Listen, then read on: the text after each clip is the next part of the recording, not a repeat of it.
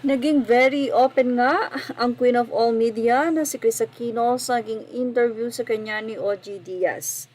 And sa pagkakakilala syempre ng mga netizen, especially the Pinoy kay Chris Aquino, ito ay hindi nagpapaligoy-ligoy ng salita at very prangka ito. At syempre sa lahat naman ng sasabihin ni Chris Aquino, siguradong ito ay may katotohanan.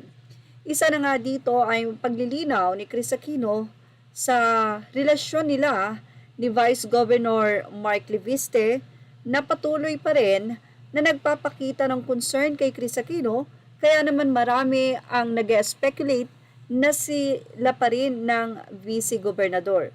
Kamakailan lamang ay nagpost pa si Vice Governor Mark Leviste ng pagdalaw nito sa mga magulang ni Chris Aquino, kung saan marami nga ang humanga kay Mark Leviste dahil patuloy nga nito na pinagsisilbihan ang nasabi nga pong dating Pangulo ng Pilipinas, Noynoy, at ang kanilang pagkakaibigan ay hindi nga nakakalimutan ng Vice Governor ng Batangas. Marami nga ang natuwa sa love story ni Chris Aquino at Vice Governor na inakala ng mga netizen na ito na nga ang ka-forever ni Chris dahil nakita naman kung paano pinagtsatsagaan o paano ay pinapakita ni Vice Governor Mark Leviste ang pagpunta niya sa US para lamang makapiling si Chris at pati na rin ang pagmamahal nito sa mga anak.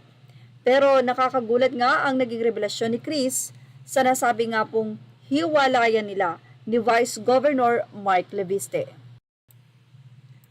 May mga inamin si Chris Aquino na revelasyon, isa sa rason kung bakit nagkahiwalay at napagdesisyonan niya na tapusin na nga ang kanilang relasyon ni Vice Governor Mark Leviste. Isa daw sa nagpalinaw ng kanyang isip ay ang sinabi ni Bimby sa kanya na ayon kay Bim, "Mama, I don't think you really love him. I think you're just sad." Tumatak yon sa akin. Sabi ko, "Yeah, that's true." Say pa ni Chris, kung susubok man daw si Vice Governor na muli siyang ligawan at suyuin, ayon kay Chris sarado na ang pinto and I never confirmed publicly, sa kanya naman nanggagaling ang lahat. Huwag niyo na siyang tanungin about my health. Kung tatanungin daw kasi si Mark Leviste about sa health nitong si Chris Aquino, ayon sa kanya sa publiko, sinabi niyang huwag niyo na siyang tanungin kung kamusta ako kasi hindi naman niya talaga alam kumusta na ako kasi wala ng communication. Yan pa ang saad ni Chris Aquino. At ayon nga kay Chris Aquino, meron daw siyang nalaman kay Vice Governor Mark Leviste na hindi na nga nito kinumpirma kung ano pa ito o ano iyon na dahilan din kung bakit tinapos na nga ang relasyon sa Vice Governor.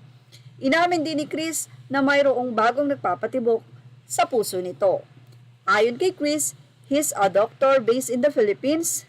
At nang mausisa nga ni OG Diaz kung taga saan ba sa Pilipinas, agad namang sinagot ni Chris at sinabi niyang ito ay taga Makati. At isa daw sa rason ito kung bakit nais na nga ni Chris Aquino na siya ay bumuti ang pakiramdam at para makauwi na rin ng Pilipinas. Hindi sila nagkasabay, yan pa ang paliwanag ni Chris Aquino, may malaking gap naman mula Pebrero at hindi sila nagkasabay. Walang nag-overlap at hindi siya yung dahilan kung bakit hindi kami naging okay ni Vice Governor Mark. I feel na nalagaan niya ako and important yon sa taong may nararamdaman na mahirap gamutin kasi you need someone na pwede mong masandalan. Yan pa nga ang naging pahayag ni Chris. Ayon nga kay Chris, he's a doctor based in the Philippines, Makati.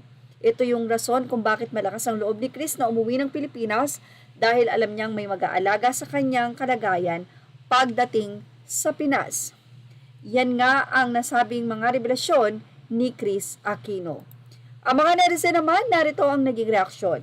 Sa inang mga netizen, ang daming bitter. Dapat nga sa mga may disease na maging maligaya na lang and don't mind ang mga marites. May sakit na nga, hindi ka pa maligaya, lalo ka magiging bedridden. May sakit ka mo, ano gusto nyo, hindi na matuwa o tumawa. Mga bigger, mga bitter, go lang Miss Chris, life is short, be happy. Say naman ang isa, hayaan mo na lang ang pag-ibig ay marunong magsakripisyo. 2 years from now, hatian naman ang yaman. Say naman ng isang netizen, let's give it to her in her health condition and life adjustment because of it. It's a big thing that someone is making her heart happy. At least another inspiration aside from her fam and motivation to keep going despite all the challenges, something that gives her hope and love. Pag masaya ang puso, nakakatulong din sa magaang o maagang paggaling. So yan naman ang naging say ng mga netizen. Anyway, syempre, nais na ngang makilala ng mga fans ni Chris kung sino nga ba ang doktor na tinutukoy nito. Ayan ang ating Showbiz Now update. Images are all credit to the rightful owners. Thank you for watching Showbiz Now.